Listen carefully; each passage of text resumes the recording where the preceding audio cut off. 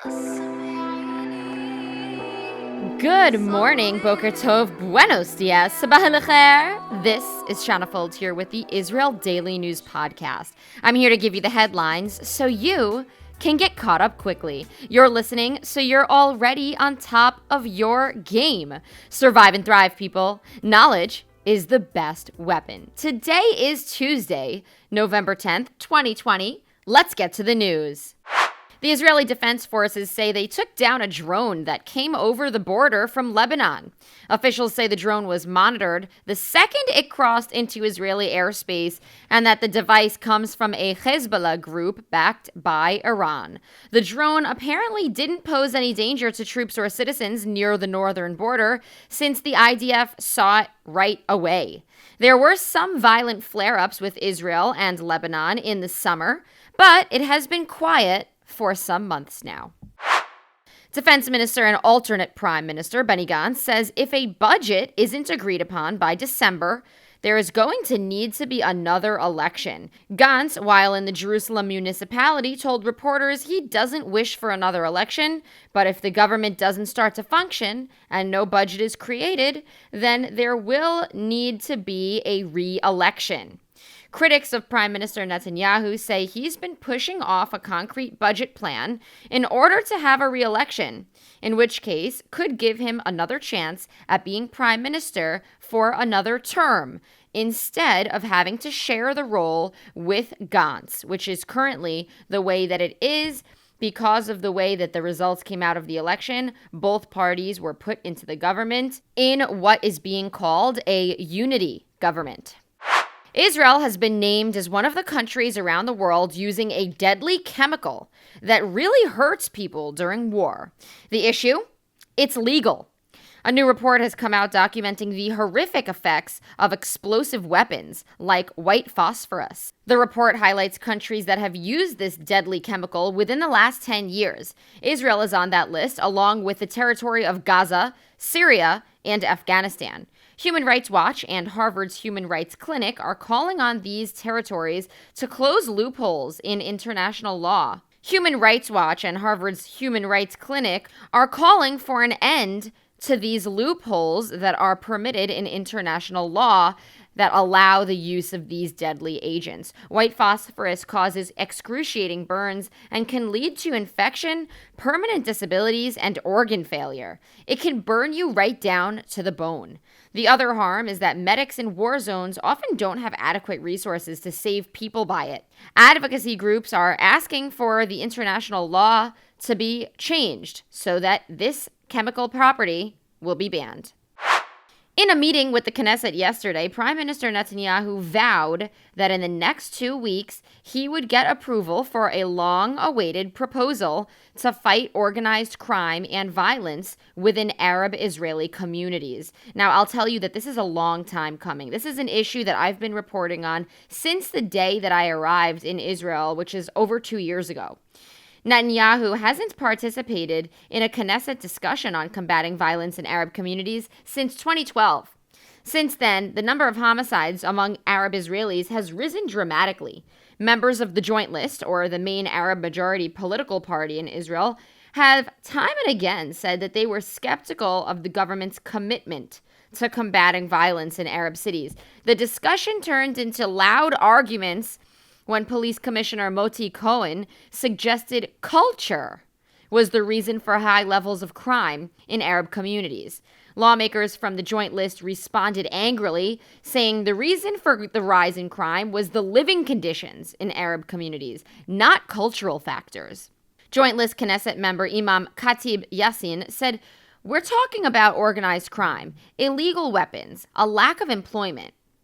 Party leader Ayman Odeh said the Arab community yearns to put an end to the plague of crime and is fed up with Netanyahu's empty promises. He even went on to say, "We will not pander to a prime minister who incites against us, nor to an acting police commissioner who claims that our culture is violent, just so that they start doing their jobs." Well, let me know what you think about that.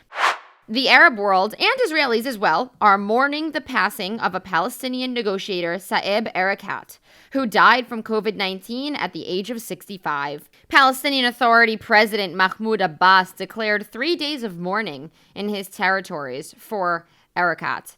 He is a controversial figure. He negotiated in the name of Palestinian statehood for dozens of years and advocated for a two-state solution.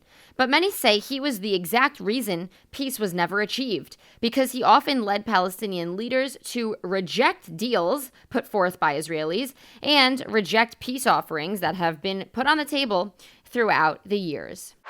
Israelis are clenching and grinding their teeth at night more than ever before. A recent study by Tel Aviv University's dental school found that 36% of people are grinding their teeth at night versus just 10% from before the pandemic. Respondents said that they were stressed out about their jobs and mostly their interpersonal relationships with their friends and families.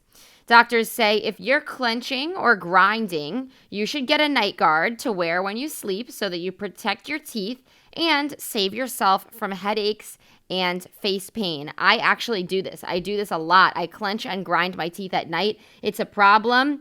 And recently, I've been thinking about ways that I can solve it naturally. Maybe I'm going to need to start doing some yoga or doing breathing rituals before bed. But I hope that whoever's listening, I hope you're well and that you'll join me in taking some care, some self-care. All right. Well, that's it for today's news. Today is Tuesday, November 10th, 2020. Tel Aviv has a low of 17 degrees Celsius and a high of 25 degrees. That's 64 degrees Fahrenheit for the low, going up to 79 degrees for the high. Don't forget to subscribe to the Israel Daily News podcast on Spotify or Apple Podcasts or wherever you're hearing it from. I am everywhere. Tomorrow, I'll be back with a special report on Rabbi Jonathan Sachs. I spoke with some people from his office, and I've got a lot of audio that I am editing and getting ready for you. If you want to support the show and hear it continue, send over some cash. You can find the links below where you can easily send over your financial support. The links are in the show notes. And I'm also on Patreon. I'll send you off today with a song called Hashmeni by Kunda and Laor. It's a combination of ancient and modern Hebrew. Have a great and productive day.